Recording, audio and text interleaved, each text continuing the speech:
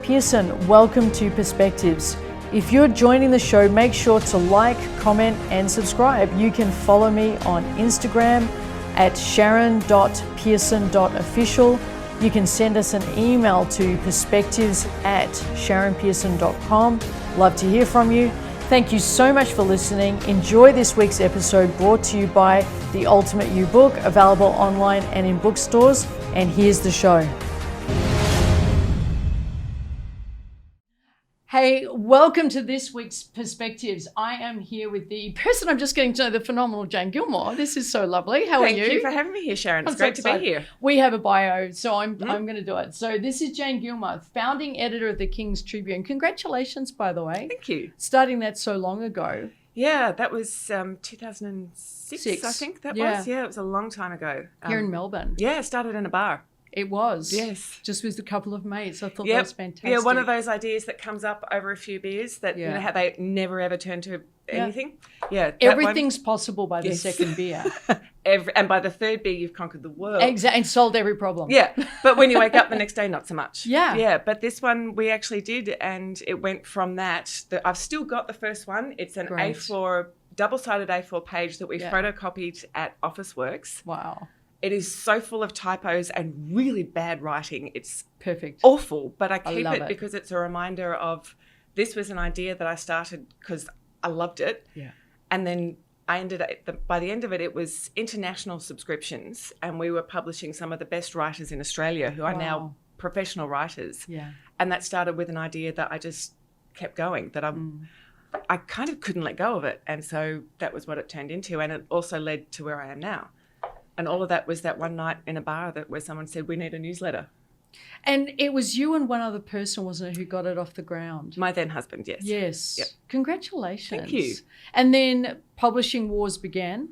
Yes, because the other problem too is that so much I didn't know at the time that I'm really glad of. If I'd known at the time how much work there was to do and what it was going to be like, I think I would have been too scared. Yeah. So the ignorance was bliss. I could do a whole podcast with you on what it takes to climb the mountain and it's best you don't see the mountain. Yes, exactly. I think if I had seen the mountain, I would have run screaming from it. But base camp on Sundays to me is a big deal. Yeah, exactly. But because we started it as just, it's just a newsletter for the bar. Yeah. So that's really small. That's manageable. And then took it up when we were ready of, you know what we could do? Hey, you know what we could do? And just kept going with that. It was manageable chunks. Yes. And then when I turn around and look back and think, wow, this is where we came to from that double-sided A4 page. And it was...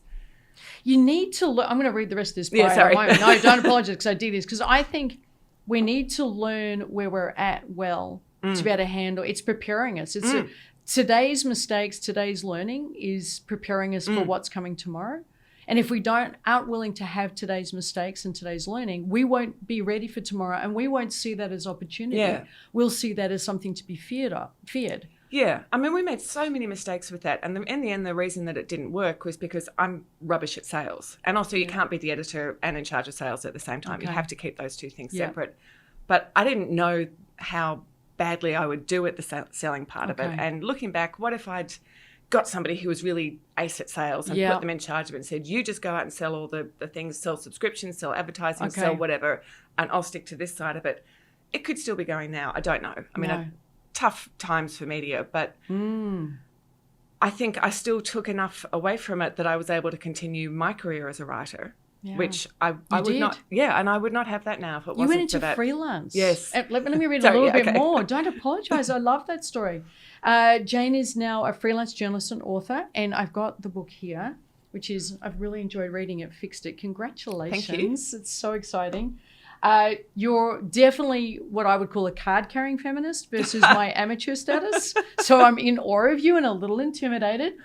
And I imagine I'm going to blunder into territory. I don't even recognise it as... No, see, to me, that's just bollocks because nobody springs fully formed from the brain of Roxane Gay and says, I am now the perfect feminist and I never get everything wrong and I understand all of it. That's such bollocks.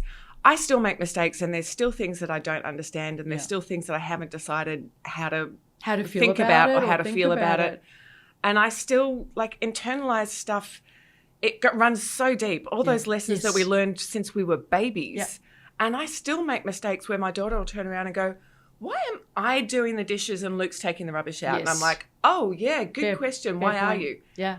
But I didn't even think about it. Yep. It took her to point it out to me. So, no, I think this idea of you're either a good feminist or an amateur feminist is just bullshit. Yeah. Well, I'm definitely going to keep myself in the I'm willing to learn feminist. Well, I think anybody that really isn't actually taking feminism seriously. It's about a perspective and a willingness to learn and understand from other people's perspectives. Yeah. If you can't do that, well, I mean, I think if you can't do that, you're just kind of boring. But anyway, not open-minded. Yeah. To me, I don't mind asking bad questions in the pursuit of me getting wise on something. Yeah. That's where I'm at. Where I stop is where I get judged on my bad questions. And that shuts me down because I get really worried. Is this am I asking, is this inappropriate? Have I crossed the, and I don't even know the lines. Yeah. So again, I'm looking forward to our conversation, helping, I'm sure I'm not alone with this, just having a discussion and showing that looking at blurred lines is okay. And you can be safe having a conversation with the blurred lines. You don't have to know where the lines are. The dumb questions are okay. And the other thing to keep in mind too with that is that, you know, that thing of everybody's fighting their own battle. When you get those short judgmental answers, you don't always know what's going on. How many times has somebody heard that question that day? How many times have they been attacked or had that question used as an attack against them? Used as a weapon against them. And so you're constantly feeling defensive. And so do you feel that? No, because I don't get it very much. Okay. And also, for some reason, and I honestly don't know why. I read this. I'm not bothered by it. You're not? I'm not. I'm really not. I think it's funny most of the time. You do. Or I find it at the most irritating because it's just time consuming, and the whack-a-mole thing trying to clear people out of your Facebook feed is annoying. But no, it doesn't actually get to me, and I don't know why. Wow. But I kind of think don't poke at it too much because it might all come down. Let's not question that. Yes, that won't be coaching at all. You've also just completed recently a Master's of Journalism at Melbourne University. Congratulations. Thank you. You love that. The book is Fixed It, Violence and the Representation of Women in the Media. Just published last year. I would say the book isn't that necessarily. It began as that, but I'm sensing it grew because you look at the challenges men are facing, you look at the challenge politics is facing, institutions are facing.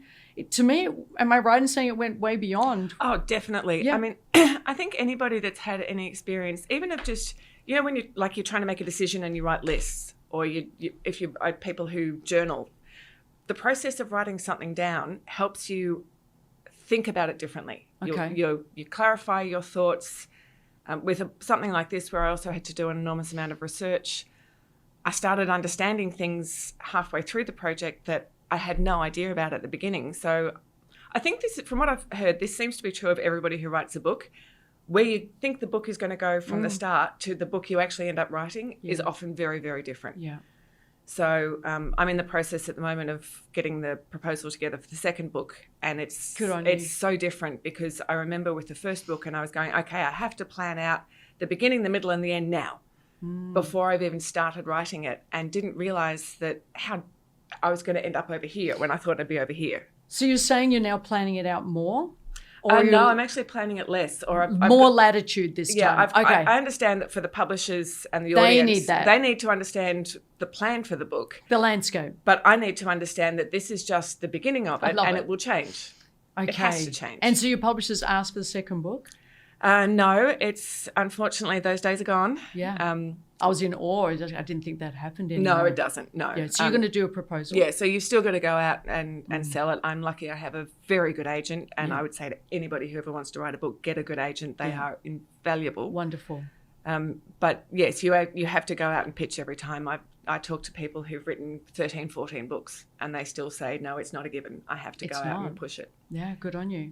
There are so many trains of thought right now that I want to go, and I'm excited by every single one of them. Let's start with some basics. So I do want to talk about your process of writing as well, because and maybe that'll be another podcast. We'll see how we go time-wise. Can you describe to myself and to our listeners, how would you describe feminism today?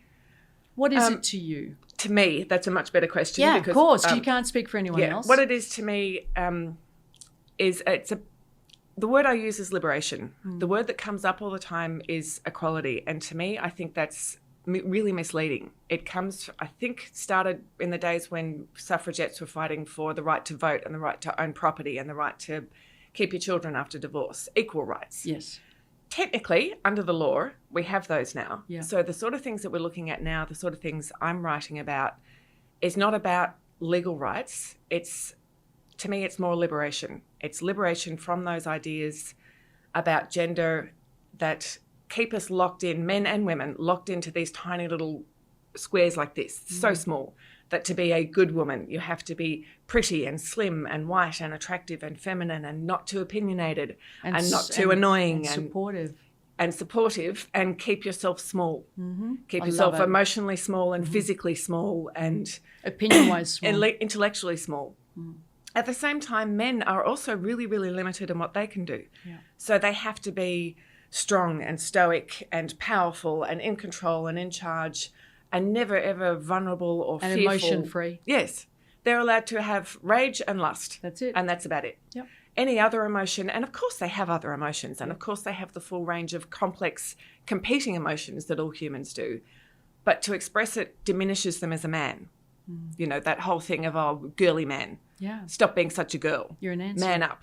Yeah. You know, all those kind of phrases that we don't think about what we're saying when we say them. What are you saying? Were you saying if you're going to be a man, you can't be scared? Yes. You're saying if you're going to be a man, you can't be conflicted.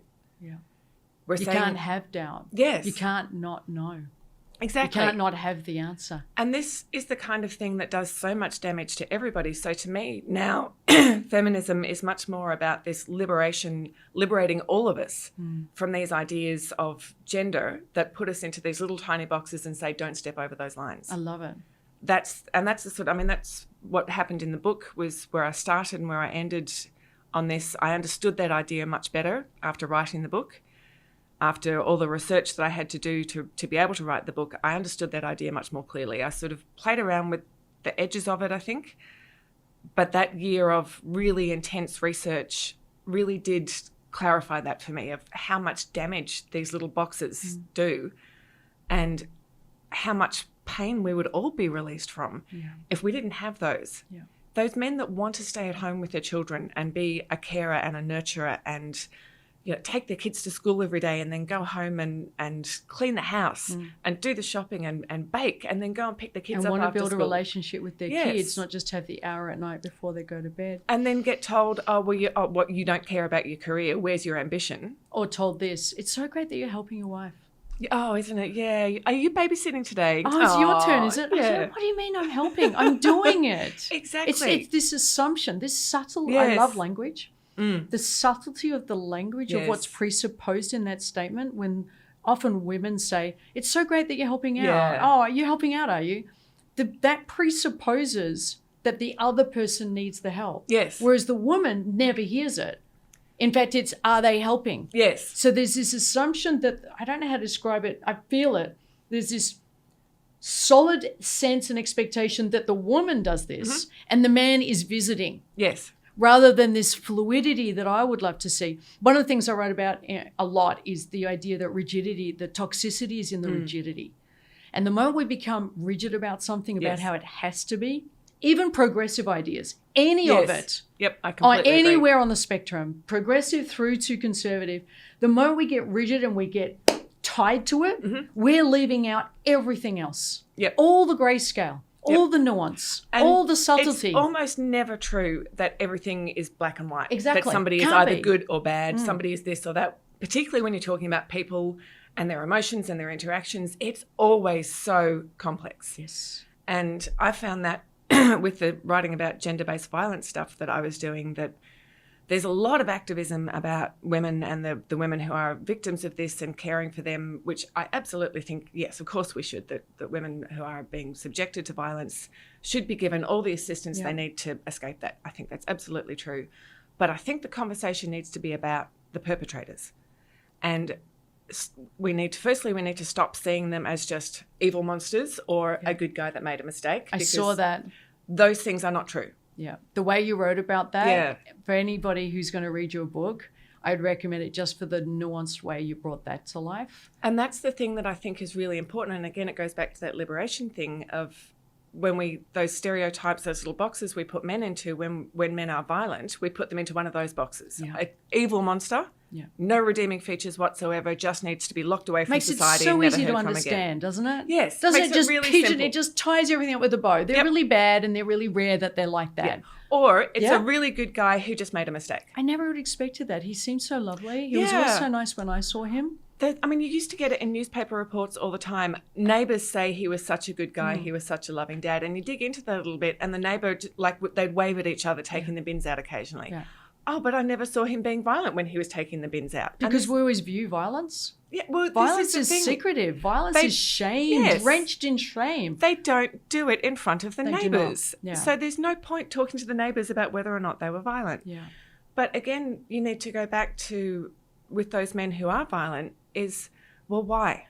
Yeah. Because if you just decide they're evil or they're a good guy who made a mistake, who snapped, then there's nothing you can do about either of those things. No.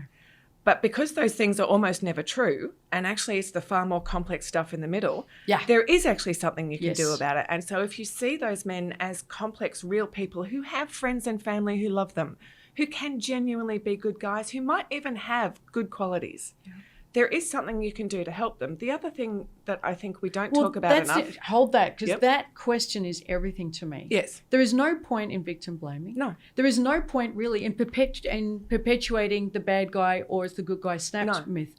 Looking at what is not available to men that makes that seem the option, the choice they make, until we address that, this is the way we're going to live. Because we're not looking at the reality. No, we're not. And the other thing too, I think, is that doesn't get talked about enough is that most men who, particularly when you're talking about violence against partners, that's not what they want to be doing. No. You know, we talk about the cycle of violence where the violence starts and then you go through the apology phase and then the honeymoon phase and then the slow ramp up again. This is really common. That apology phase, one of the reasons it's so effective is because they mean it. Lies don't usually work. Most people have an instinctive They intend not to do it again. They mean it when they say it. Yep. They genuinely are remorseful. They genuinely don't want to do it again, but then something starts again. And if we don't look at why that happens and what could be done to intervene there and help them to become the people they want to be, this is not imposing upon somebody, upon some horrible man, you've got to be what feminists say you want to be. No. I don't even hear that remotely in what you're saying. You can be what you actually want to be with some help. And so to me, it's about how do you have a functional relationship with yourself? Yes. And how do you have a functional relationship because of that and thrive with others? Yeah. And if you don't know how to function, because they're just literally not raised to be functional within themselves, and now we expect them to be functional with others. If no one's taught how to do this in a way that is functional and thriving and inclusive, then where do they learn it? Men suddenly are meant to get in touch with their feelings and in touch with managing their anger in a functional way. How? Well, this comes back to that liberation thing and those little boxes that I was talking about. And Jess Hill writes beautifully about this in her book.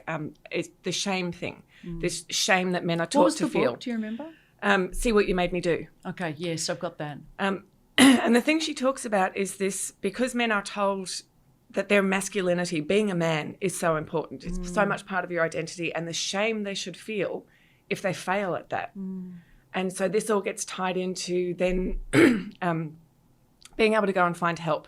So in that situation I was talking about before, and obviously this is not true all the time. There's a range of experiences and a range of people, but in that quite common one of that cycle I was talking about before of violence, apology, honeymoon, build-up of tension, back to violence again, that in that phase, what's often happening in that build-up is a feeling of shame. So if in that situation that a man is starting to feel that rage and that need to control and that lack of power, at that point to admit to needing help, to have to come and say to somebody and say, I can feel this starting again. I'm losing control again. It's making me terrified because the shame is so overwhelming that to reach out for help at that point is to admit failure. And because they're already in a swing of feeling ashamed and weak, that to then admit to even more failure is incredibly difficult. And this comes back to this idea that they have been trained to since birth of being a man is the most important thing you can be. Living up to those masculine ideals is the most important thing you can do. And you should be ashamed. Real men don't cry. Only girly men ask for help. if you can't control yourself and you're a woman, you're weak. Yeah, wow. You know, all this kind of stuff that we are taught in so many places. You know, it's... I think it's more than that. I think for many men that I work with, they don't feel shame. They won't let themselves feel shame. So they're bottling down everything. And they replace it with anger and a feeling I need to get back in control. And that's where this power conversation comes in. I don't like the word power as much. I prefer the need for control. I think when we feel out of control within ourselves, we're going to try and control our environment. And we're going to strike out at those who aren't helping us feel we're in control. And I think that happens to the men I speak with and the ones I coach, many. They don't even know how to have a conversation with themselves about how they feel. No. And this is sweeping generalisation, Jane. Oh, of course. There are many men who are completely in touch and rock on, do you. But for the men I work with, the idea that there are emotions they haven't tapped into, that they've suppressed, is not even available to them. They don't even know that. So, yes, it's shame, but until they're prepared to identify it as shame, to even get to that step and know how to manage the feeling, that's massive. Yeah. Oh, it's huge. And once you start getting into it with the men that have either sometimes been forced to accept help or have sometimes sorted out, is what they'll talk about is a feeling of threat. Yeah. Constantly feeling under threat, but not knowing why. Yes. Constantly feeling afraid, but not even knowing that it's fear. Yeah. Feeling like it's frustration. But then they will, once they start getting into that kind of help that can actually work. I'm thinking of one guy in particular that I was talking to who was really quite horrible to his wife and children, finally got some help and now actually has a very good relationship with his children and an amicable relationship with his ex-wife, which is great. But he talks about years and years and years of being terrified and not knowing that he was afraid. Yes. That it took years of therapy for him to even be able to admit that he was afraid.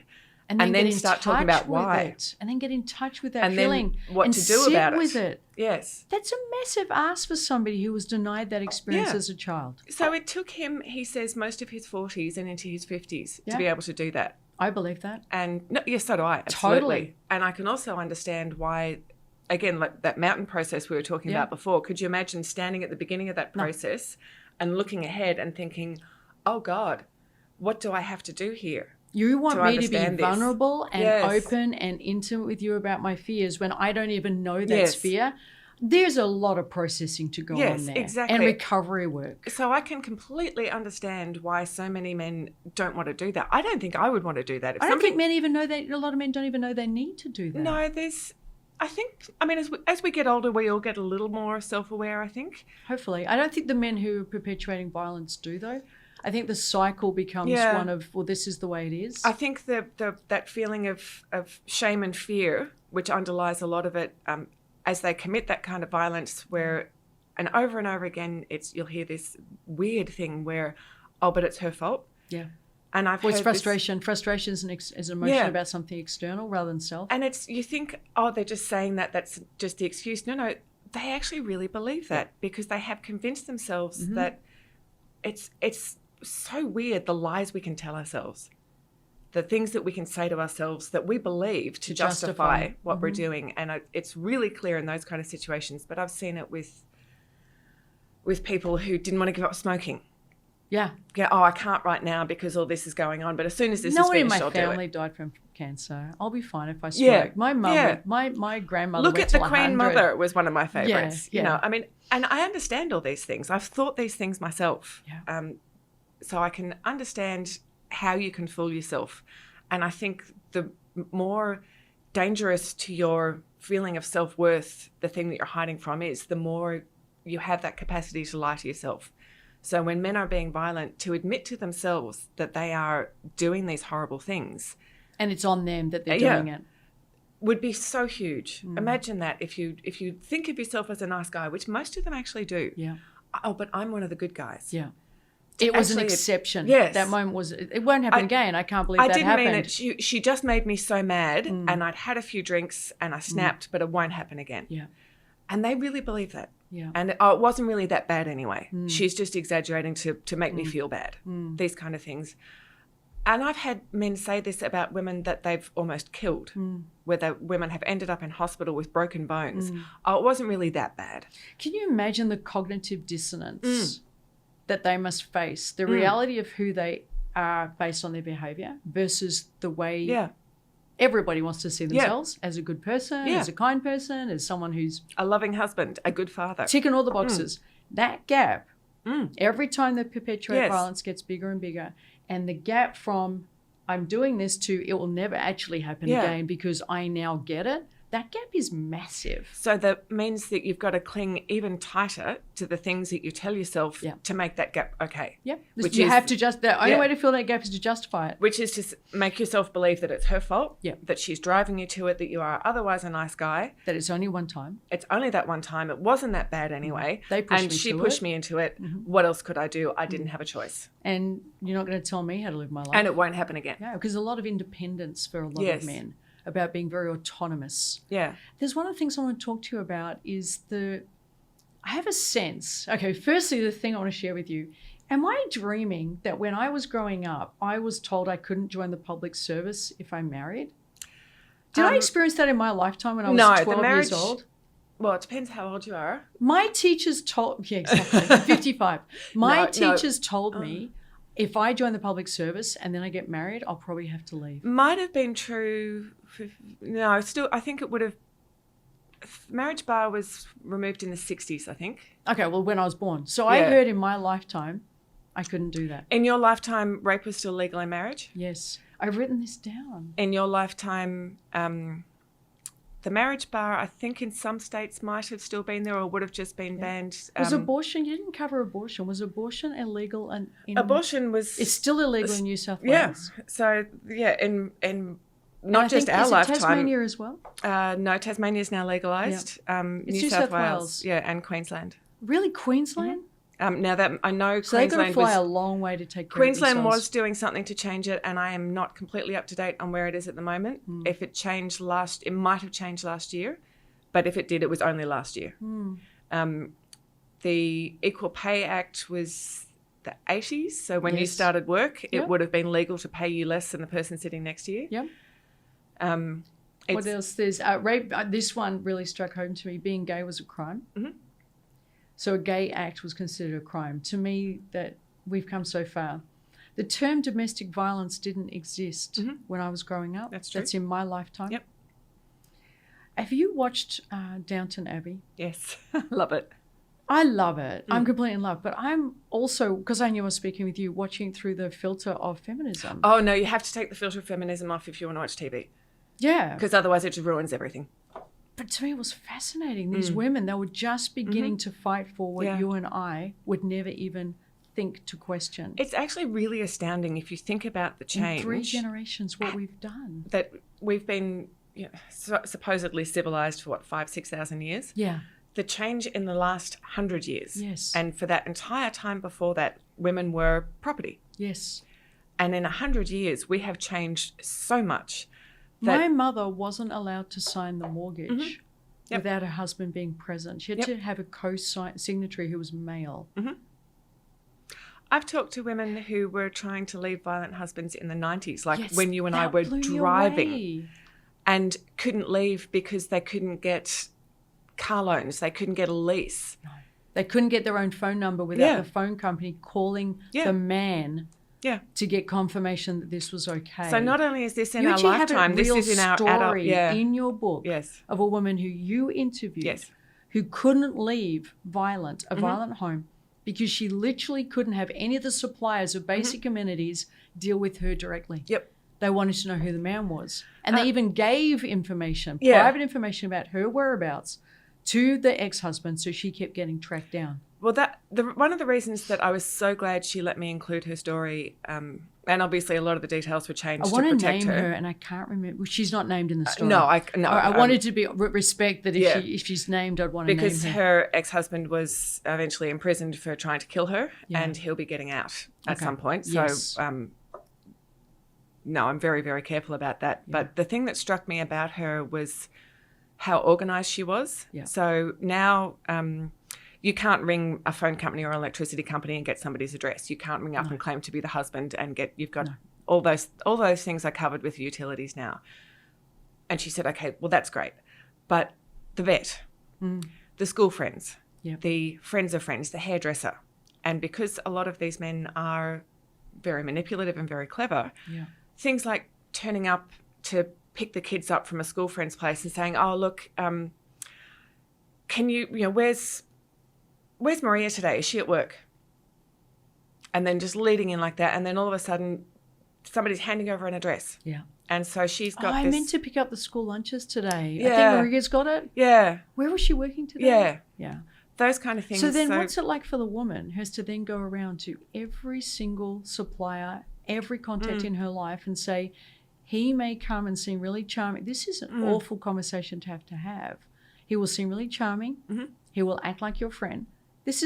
And then this one was literally handing out a sheet explaining the violence. She calls it the death cheat sheet.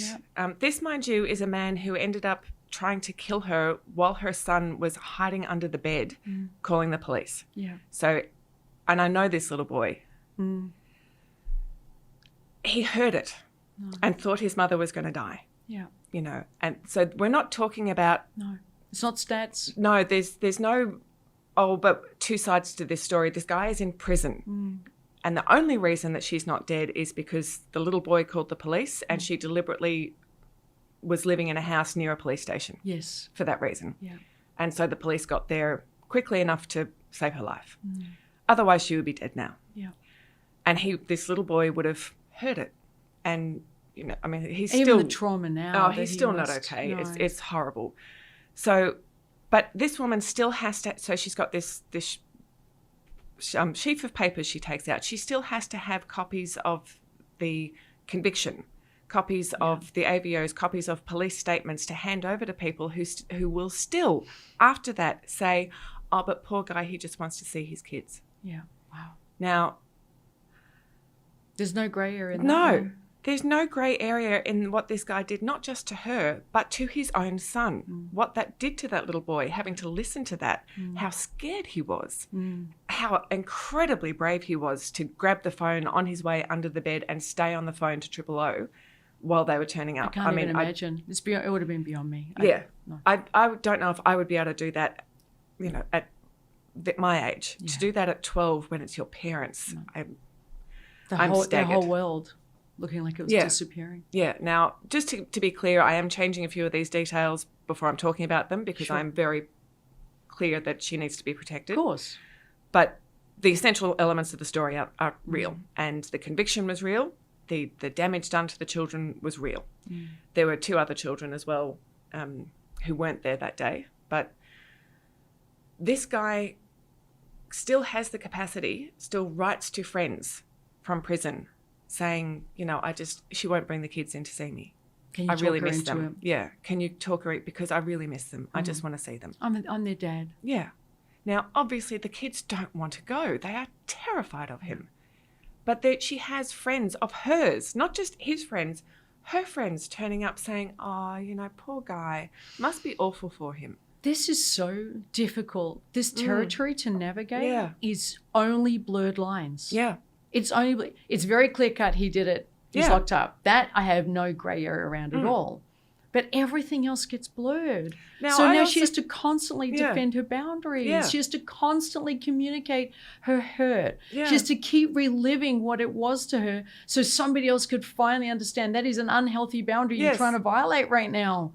Now, I also do understand that being in prison would be awful. Yes. And that he probably does miss his kids. Yeah. And it is a weird thing to say that this man who did these terrible things can still love his children. I don't understand it, honestly. Yeah. But I have had to accept that it's true. And this is where, if I'm queen for a day, Jane, do you ever play this game? It's if I'm my God game. Emperor of the universe. Yeah, it's queen for a day. You've got to start at 8 a.m. and go through to 8 p.m. If I'm queen for a day, I don't have to start at 8 a.m. You could start later, of course. What was I thinking? I do apologise. I'll bring the tea. But if I was queen for the day, well, I actually have quite a lot of things. One of my agendas, my 10 a.m. agenda before morning tea, is I'm reforming the prison system. Yes. That's what I'll be doing. Yes. And we could do a whole conversation for hours on that. Yes, we could. Because sending people away, inverted commas, to punish and remove should only be part of the occasion. Punishment is not proving to be to prevent recidivism. No. Recidivism. Particularly it doesn't work. Particularly with men who are violent to their families. We're perpetuating They come out point. worse. They do. Not better. They come out more frightening, if not to the woman that they were sent to prison for being violent to, than to the next woman. Yeah. They are more dangerous, and So I to absolutely me, agree with you. Right here at 10 a.m., if we were to reform the prison system, like just wave the magic wand, because I'm queen, I can do anything, I would reform it so it became education. It's education about emotionality, about healthy boundaries, about how to restore fragile, damaged, non-existent self-esteem, how to have an emotionally intelligent conversation, how to manage your emotions, recognize your emotions, identify them, and then I'd educate them on a skill that they could translate out in the workplace. Then I'd have an entire funnel system coming out back into the community that is not, do you have a criminal record? And no shaming. It's if you've done all of this and the slow, gradual process from separate from society to blending with society until the reformation has occurred. Now, that does not happen for everybody. There are some people throwing away the key is the only option. They are actually really rare, though. They exist. They are. But they are They're really so rare. A psychopath is less than 0.01 or something percent of the population. And the thing is that if that was actually to happen, it would cost quite a bit of money, but it would cost far less than the consequences of recidivism would be. The other thing about this that I just find crazy making is the reason this doesn't happen is it's politically difficult to sell. I can't stand this. Oh my! I can't stand this. This is where my head just goes. Yep. Because this idea it doesn't sell. Of tough on crime. 3 strikes and you're out. And if you say to people who are afraid of crime, well, the way we fix crime, and this isn't just some airy-fairy lefty academic bullshit thing. It's proven. This is proven. Yep. This happens. Over and over again. If you educate people, if you help them to be the person they want to be, not tell them who they have to be, help them to be the person they actually want to be. Yeah. And you do that, I mean, you should be doing it well before prison, but if it hasn't happened before prison, then certainly in prison, when they get out, they don't commit crimes again. It's so because simple. They have no other choice because they've been ostracized, alienated. The only friends they have now are fellow prisoners who are also learning how to get better at what they do. So there's this show that's just come out in, what's the public broadcasting in America? NPR. PBS, I think. Or NPR? No, it's PBS. not. It's okay. PBS. Yep. And I can't remember the name of it, but it's a show showing the low recidivism rates of men who are educated in a degree in prison versus those who are not. And I can't remember the stats, and so we'll have it in the notes for everyone. But the recurrence of crime plummets to less than 15%. Less than 15%. This has been shown to work every single time it's tried. So there was one I was listening to a while ago about drug rehab in prison where they were explaining the process of addiction to people. So addiction is partly about the physical side of it, but actually that's a minor part of it. Yeah. Anybody, like talking about smoking before, anybody who's smoked understands that after 4 weeks of giving up smoking, you're mostly okay. But you can have years of craving cigarettes, which has nothing to do with the physical addiction. It has to do with the emotional addiction. Yes. And it's the same with any kind of addictive substance, with drugs, whatever. People take it to mask pain. It's a medication of pain. It's a numbing agent. TV watching can be a numbing agent. Food, alcohol, drugs, cigarettes, these things are the things that we do, that we have to do because, as somebody once said to me, humans know far too much about their past and their future. It becomes too much. This is why we invented alcohol. I love it. We need to numb out occasionally. Yes. Sometimes it's not about comfort. Sometimes it's about numbing out. And that's why sometimes you get home and put on your pajamas and turn on Netflix and just stare at something for 3 hours that you don't even know what you're watching because you just need to, I just need my brain to stop for a bit. Yeah. If the pain is more than Netflix can address, then we take on other things. So this program went into prison and said, we're not going to try and change you. We're just going to talk to you about this. And then ask you what are the things that led to you taking drugs. Yeah. No therapy. Wow. No anything. We're just having that conversation for 12 weeks. What was the conversation about? It was just about that. Why are people addicted? Okay. What causes addiction? So it's education. Yeah. And then what do you think was happening to you that made drugs so attractive to you? How do you fit into this kind of landscape? Wow. 12 weeks of this in small groups, and then they measured the recidivism rate and the drug take-up rate again out of prison. And the thing that's not talked about a lot is how much drugs are in prison. But how many of them stop taking drugs in prison, which never happens. and came out and stopped and just went, not that I remember listening to one of them who said, I didn't even really mean to stop. I just kind of stopped. It was just easier to stop. Wow. And that was just based on this, why are you taking drugs? What pain are you feeling that you're medicating? And what would be some other ways to deal with that? So now I'm queen for the day and it's 11 a.m. Yep. Can we do this now in educational systems? Yes, I absolutely Emotional think that we education should. Yes. in education, because it's not a requirement in the handbook of parenting. No, it's not. And there's this idea that, parents should be teaching that kind of stuff. And I agree they should. Totally. But what about the parents who can't? What about the parents who are in that violent relationship where if the father's obviously not going to because he wants his children under his control, and if the mother tries, she will suffer punishment for it. Because she's now against him. Yes. So what happens to those kids? Do we just say, oh, well, look, their parents aren't capable of it, so tough?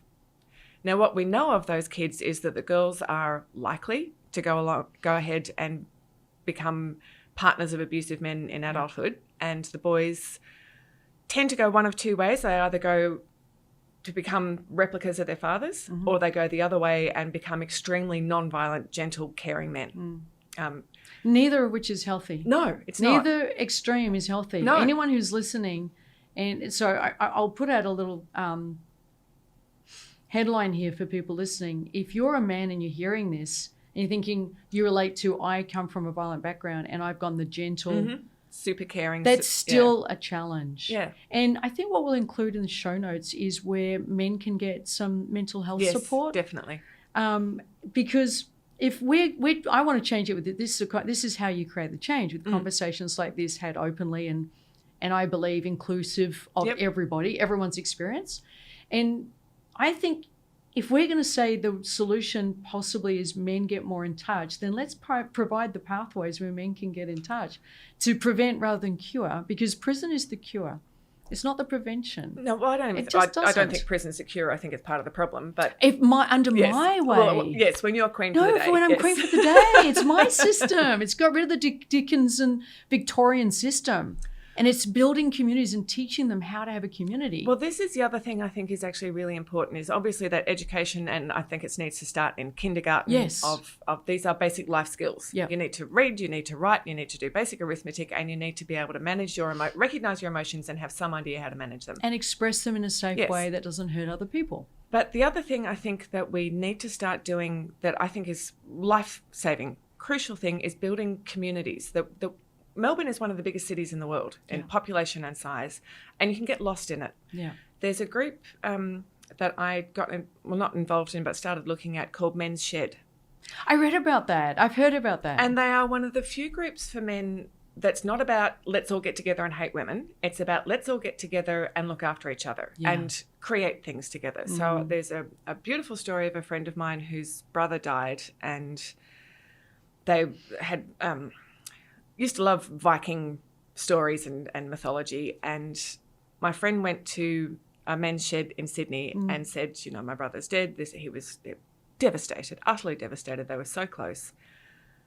And the guys at the men's shed, he's saying, I know we're not allowed to do an actual Viking funeral, but could a couple of mates and I come down and use your tools and build something? And the guy just went, no. You're not just going to build some shitty little thing for your brother. If we're going to do this, we're going to do this right.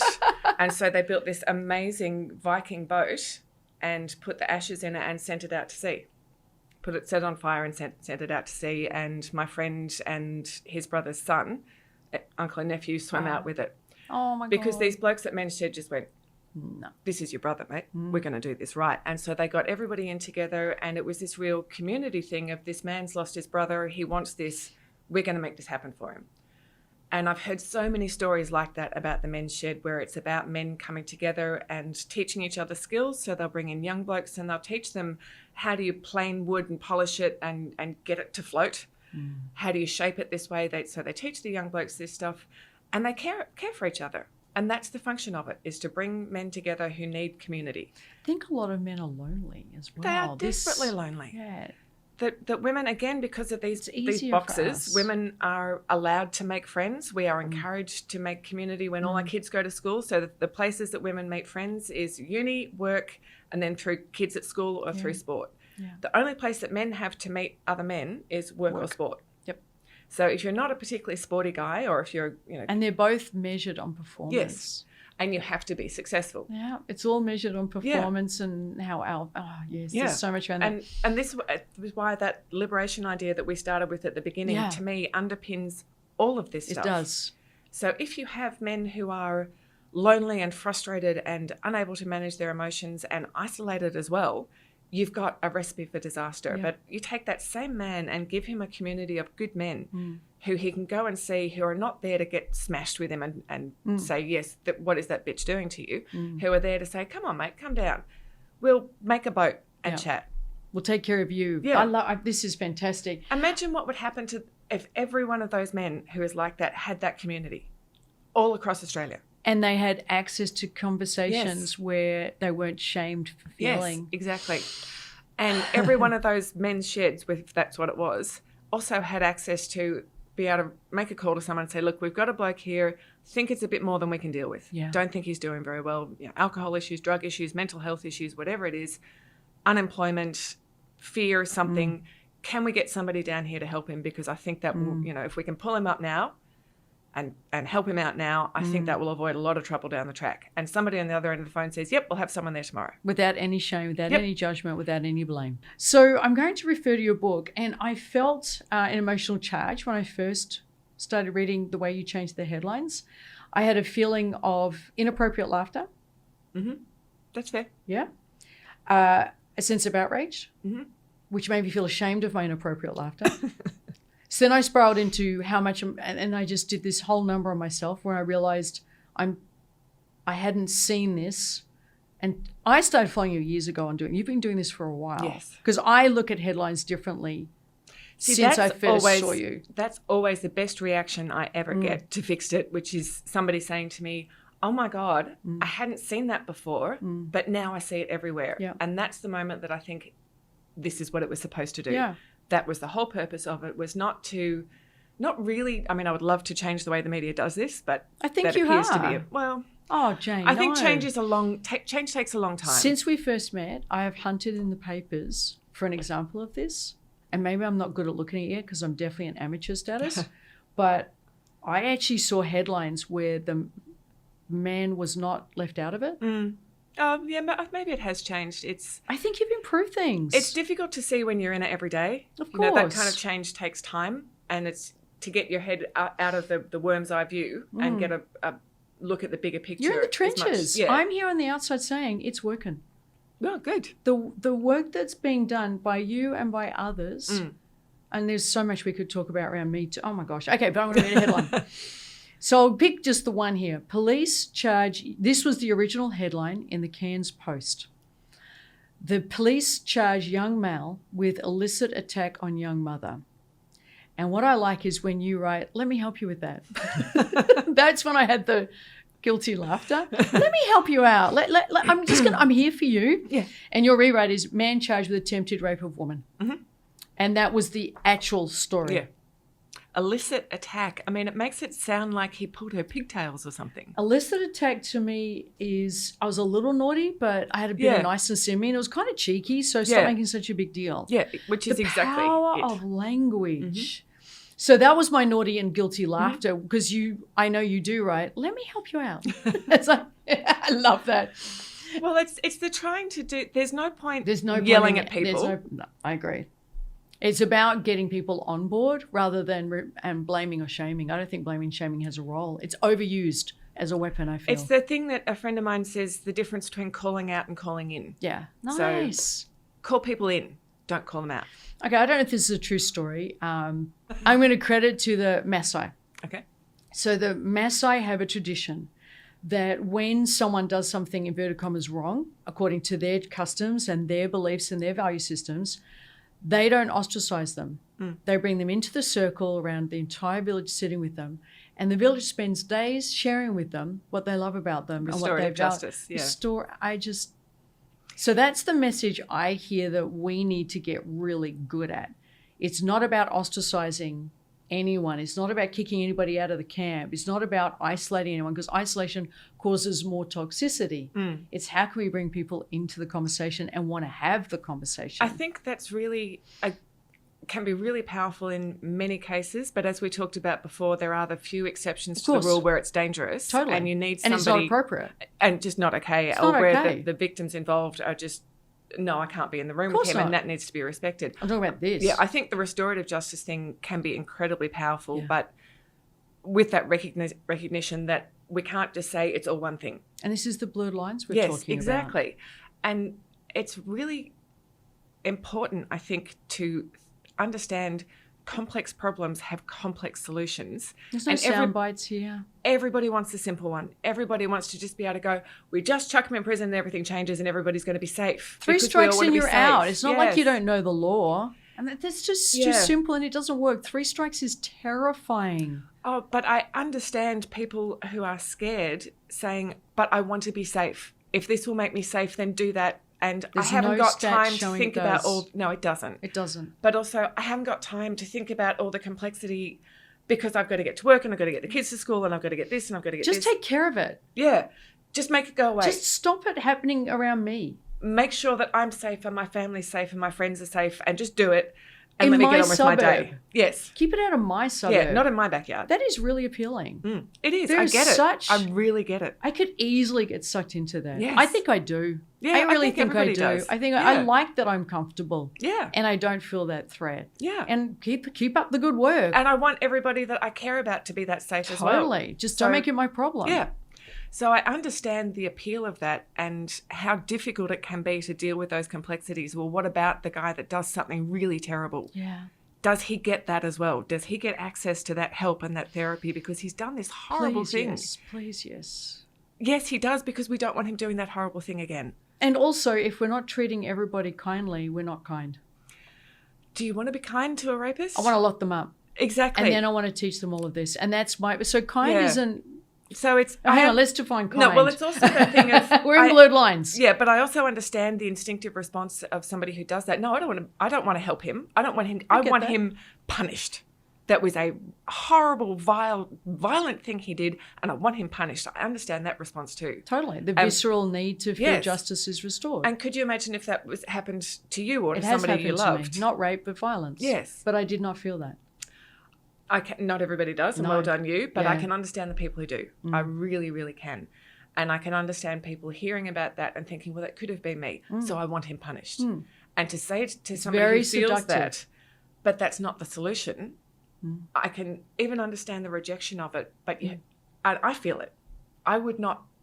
I've spent so many times talking to survivors, so many hours talking to survivors, months, years sometimes, that I'm still in contact with. And I know they don't get over it easily, if at all.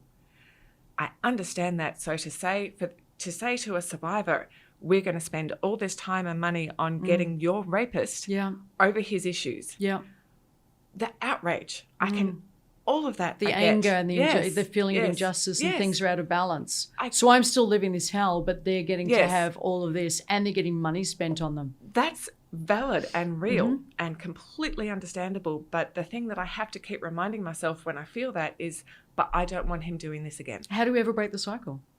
The cycle can ever break unless we change it from visceral reaction to what the data tells us. I don't want him providing emotional support to another man who will also be like this, telling him that that's a normal way to be, telling him that that's what men do. I don't want him reiterating those ideas to the next rapist. I want him to change. And that's the only way that's going to happen is I have to get over my rage and my need to punish him. And the visceral feeling of fear that I want to be safe. Yes. I have to get over all those things and say, well, to be safe, that guy has to be different. Yep. So I can walk at the street after 8 p.m. like my husband can without a thought in the world. Well, again, this is the one. Oh God, there's so many rabbit holes we can Did you just see it all just happen? Yes. It all just opened up. Can I address what I believe kindness is? Yes. I don't believe kindness is acquiescence, which I think a lot of women do. I come across a lot of women who think kindness is agreeing, and it's not. Kindness to me is what is the most appropriate, respectful and caring thing to do in this moment that would allow this, whatever that awful thing was, to have another way of expressing itself that's healthier. Okay. So, because I'm based in therapy and coaching and the psychology of it, And so kindness to me, often with a client, we're saying, no, that's not okay. But for many, especially women, they hear kindness, they hear that and they say, that's not kind. You can only ever agree. It's acquiescence to a lot of people. It's interesting, isn't it? Because again, it comes back to that idea of being a good woman. I really want to talk about that. You are being unselfish. You are putting others first. Yeah. That's being a good woman. And kindness to me is saying to somebody who's being inappropriate, that's not appropriate. Yes. To me, that is a kind and loving act. But I can see why so many women think that being kind to that person is not making them uncomfortable. Totally. Absolutely. And it's, again, liberation from these ideas means that women are able to say, no, you're making people uncomfortable. Yeah. Stop. Yeah. We had this happen yesterday. It was a 3-day training. It was quite a lot of deep emotional work. Mm-hmm. On the last day, I appeared as a guest speaker. And the two people, there was 80 or 100 people in the room. And the two people I chose to work with, I'll leave all names out of it. One was a very acquiescent woman who had been invisible all her life. Mm-hmm. So my work with her was to allow her to find her voice and there was so many patterns around that. But I also chose as a contrast the alpha male in the room. Mm-hmm. And his need for my acquiescence and him not getting it brought up all his stuff. He was so cool about it, by the way. He was so willing to take the journey. And that's one of the beautiful things about being in this room. I know I'm in a place where people want the journey. Mm. So he was willing to, he didn't even know this was bringing up stuff for him. That's how out of touch with his vulnerability he was. Yep. So I wouldn't acquiesce to his control attempts, which is why I love language. Mm-hmm. Comments like, if you say so, that's a control attempt. Yep. And he didn't even know that was him trying to control me. And I said, well, you must be feeling the anxiety. No, I'm not feeling the anxiety. And he was shaking. Mm. But he couldn't get in touch with that. Meant a body reaction meant something in his system, in his limbic system. He didn't make that connection. Yeah. The whole room felt it. Mm. Every woman in the room was uncomfortable. Yep. And all he said were things like, okay, I agree. If you say so. They're all controlling kind of comments. He didn't know that. Yep. But I said, how are you feeling, women? Tense, anxious, on edge, feeling compassion for him. No, you're not. But okay. And it wasn't until we literally decoded how that language was an attempt to get acquiescence from me. Mm-hmm. And my version of kindness in that moment was to hold the line for him with really healthy boundaries, because I have healthy boundaries, and say, that's an attempt to control me. Let me share with you how that's trying to control me and how you might approach it so we can actually come together. And then he did it. And how did the women in the room feel when you did that? Did that make them uncomfortable? Yeah. A lot of women in this kind of work, this is so ingrained, Jane. A lot of women in this kind of work have to overcome their need to tense up and get everything happy again, or tense up and get everything smooth again, or tense up and make sure everybody feels pleased again. The need to make it okay looks a lot like happy families with nothing rippling. And I'm so not typical female then, because fuck it, man. Some waves need to be created right now, and some boats need to be tipped over, and we need to learn to swim in some very different waters. And I think that's my strength. One of my superpowers is helping women realize that that's not a healthy boundary. That's acquiescence. That's your version of placating the status quo so no one feels challenged by you. It's massively the work I do. And that's why this is so interesting to me. It's huge, that almost the point where I occasionally am shocked, even now, by my friends, like women that I love and respect, who, without knowing it, will give in to that pressure to placate everybody, to smooth things over and make sure everything's okay. So there's a guy that we know who was being really, really inappropriate to the point of almost assault, just holding back of the edges of it. And I was saying, well, why is he still being invited? Yeah. Oh, but he's lonely. Why are we still hugging and kissing him and saying hello? Yeah. And so he came over and I just went, no, don't talk to me. No. You have been told over and over again, you continue to do this behavior. Yeah. I'm done. Yeah. Suffer the consequences. I'm not saying forever, you are never to darken my doorstep again, but there are consequences for your behavior. You have been warned about this over and over again. And what happened? And I was told, oh, but what about poor guy. And what about keeping the peace and the social niceties? And you know, don't create trouble. I know you. I mean, I know you're a feminist and everything, but could you just? That's just healthy boundaries. And I'm like, no, I can't. No. Over and over again, this guy's been told, and he keeps coming back and keeps doing the same thing, and we know he's going to. Yeah. At what happens when there are no consequences for him? Again, there's all the guys in our social group who never have this problem because they've never actually assaulted anyone, you know? Wow. So, and it was actually surprising to me, the men in our social group were more okay with what I did than the women. I wondered if you were going to say that. And they were looking at me going, well, yeah, what he's doing is not okay. Yeah. I don't want to have anything to do with him. I had something happen back in 2000 and, a long time ago. Years ago, 7 or 8 years ago. And I got accused on social media of something really horrible that I didn't do. And it started magnifying. And all the hate came from women. It's a real thing, I think, because women have such a solidarity. All of the hate. I believe you. All of it. It was so heartbreaking to me.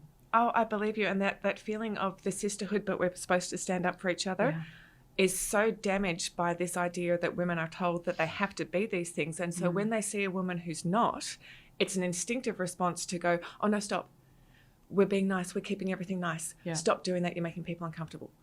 And women are taught to do this. I was heartbroken. Oh, it's I devastating. got told, and it went out to social media, told tens of thousands of people, she's too big for her boots.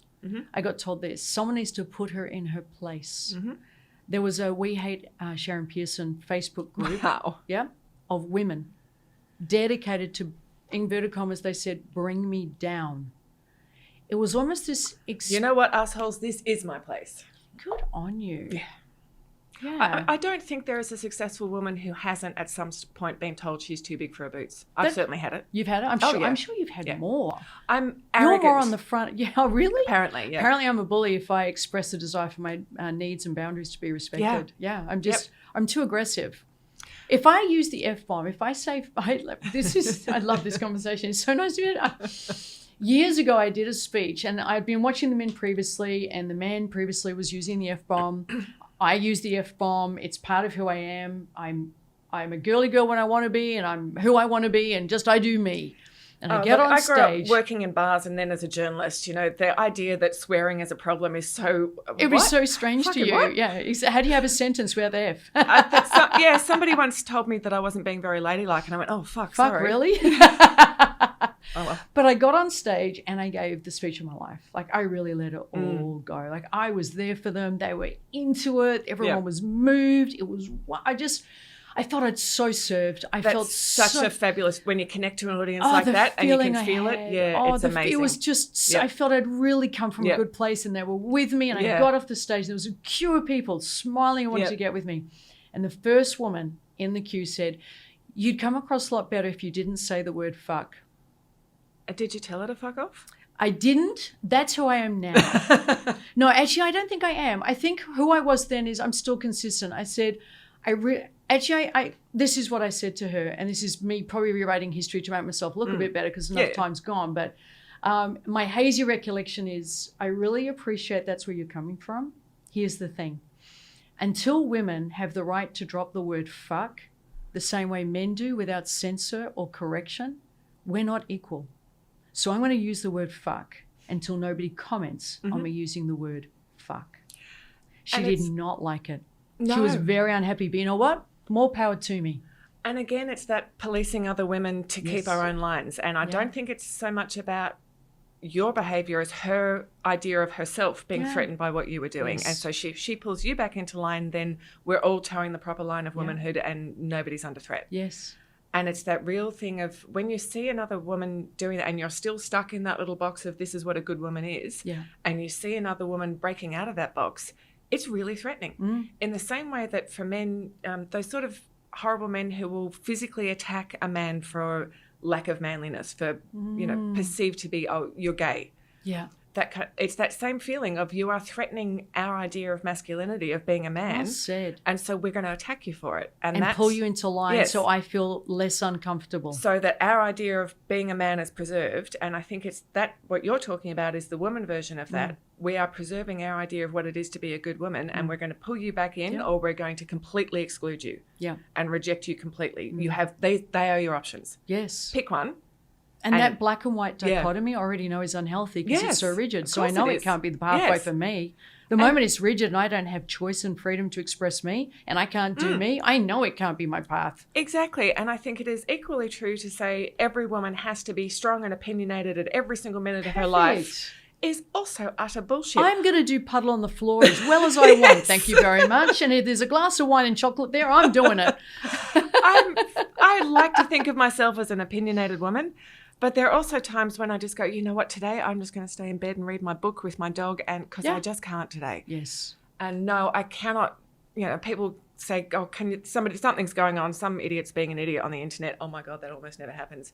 Can you jump in? No, I just can't. No. They're just going to have to keep being an idiot without me pulling them up because not today. I can't muster the fucks today. Yes. Today I just want to be me and that's it. I don't want to stand for something and represent something. Yes. And I think that's very inspiring for people to see people doing them with all the grey and the nuance. And people say to me, I really admire you. Yeah, and then I always come back with, and know how flawed I am. Yes. Know how fucked up I am. Yeah, exactly. You can admire me as long as you admire everything I'm not doing beautifully and gracefully and just I'm getting it wrong every single minute of every day. Admire all of that and then you're seeing me. Yes, but only see me as the strong woman and I'm a great example of womanhood. You're not seeing me. No. Because I want to do puddle the floor. I want to hide in my husband's arms. I want to be with a girlfriend and I want to bitch and moan and gossip and do all the stuff I think's probably not that admirable. I want to do me with all of the grey. That's me being all of me and I wanted that to be celebrated. And that's also the thing about, I think, I was going to say being in public, but it's not about being in public, is that authenticity. Yes. I am me. The stuff that I write, the things that I do would not be convincing if I didn't believe them. Yeah. If I wasn't able to say, I do this because it matters so much to me that I can't not. Yeah. It's the only reason I do it. You can't fake that. No. So. And I love your fire around it. So if you were to give a pathway forward, let's just lay out the next 5 years. For me. Well, it's difficult to do because, as you probably already worked out, my life seems to be a series of accidents that I just keep running on with. But the accident might be there, but you really do a beautiful job of maximising the opportunity within it to experience good stuff. You really do. The way you did the newspaper, then you turned that and you leveraged that into freelance, then you keep pivoting and embracing. So, there might be accidents there, but you really are great at embracing them. It's not so much accidents in that, or it's more that I'm not always terribly good at planning. Something happens. So the fixed it thing was not planned. It just happened. Wonderful. I only read one headline or two. But that then turned into a book and a huge, all that stuff that turned into. That was never a plan. 5 years ago, I did not sit down and go, right, well, this is what I'm going to do for the next 5 years. It just kind of kept happening. And I went along with it. But so to say now with the plan, I am working on the second book. I want to start reaching the people that I talk to in different ways because the media model is broken. Yeah. The story that I'm hearing, because I'm a freelance writer as well, that I'm hearing a lot now from editors is, oh no, we've done domestic violence. We don't need to write about that anymore. Oh, and I'm like, awesome, okay. Oh, wow. And I think the other way it's broken, and we didn't even get to talk about this, I wanted to do a whole segment on clickbait and the impact it's having on journalism. I mean, there's another hour just on that topic. But my solution... It's shaping everybody's thoughts, feelings and perceptions about reality. There's so much in that, like we need an hour. For that. So the only thing that I would say, just to answer your question, is that is huge and really in the way of the sort of things I want to do. So I'm now just going around it and I'm going direct to... the people that direct to the consumer. You must. Because of social media, I can. Yeah. So I'm really looking forward to that for the next year. I have no idea where it will lead. If I come back here in 5 years and you say, so how did that work out? I'm like, wow, I had no idea. Did I say that? Yeah, look at what happened. I love it. I'm fairly sure it's going to be something in 5 years' time. I will be saying something like, okay, here we are. Why not? But I'm starting with this idea of, okay, I've got to go around the media and talk directly to people. Yeah. Let's see where that leads. I think this is part of that, this conversation today. Yeah. So I'd love to get people's feedback on this. Yeah. We'll put this up in all the different channels and get people talking about it. Thank you. My dream So we started the conversation with how far we've come. Mm-hmm. My dream was where we began with your definition of feminism. My dream in the next 5 years, I think that's way too ambitious, but let's go big. If you're going to go big. Yep. My dream, my aspiration is anybody can walk into a room and be fully them without any of the structures or expectations around gender. That we can express ourselves in a way that fully represents who we are without feeling the shame or the self-censorship that's required. Mm-hmm. That men can come into our rooms not to learn how to get in touch with emotions, but to learn how to take what they've learned already and give it to their clients. And where women champion women when they're down. That's my dream. 5 years, you reckon? Let's go with it. Let's do it. Yes. Let's do it. Aim high. Yeah, why not? Look, I think that would be amazing. I think that would change to get the process of getting there, all the other things that would have to change. We've barely touched what has to change. But if we could get to that point, what we'd need to do would make so many other changes. It would change government, it would change sport, it would change entertainment, it would change the law, it would change journalism, education, health system, health crime. System. It would change everything, which I think is a good thing because everything needs to change. Yep. You know, I don't know. That's why you need to be queen for a day. Well, I might need more than a day. Okay, yeah, I have to get up early. And I might need more than a day, maybe 2. Yeah. But yes, I think that would be the ultimate goal. And I think this is not just about a thing where we're saying, oh, lives would be better for women. Lives would be better for everyone. Yeah. That, again, going back to where we started an hour ago, that liberation makes life better for everyone. We're not just talking about women here. We're talking about every single human on the planet. And you know what? The extension of that, the animals would be better off if humans were better. Yes. If we were less toxic. Yes. Nobody loses out of this. That's the point of it. I love it. And the benefits to everybody are huge. So I think that needs to be the goal. And as long as we keep our eye on that goal, we'll keep moving towards that. My fear is different institutions have different goals. Well, they do. I mean, they have a vested interest in not allowing that change. Quo. Yes. And also I think people are frequently afraid of change. Change is frightening. Yes. I know how things are now. Even if they're not good, I understand now. I don't understand. This is the bad I know yes. versus this is what I don't know. Yeah. There's so much evidence around we're going to defend the bad we know rather than go than you. Absolutely.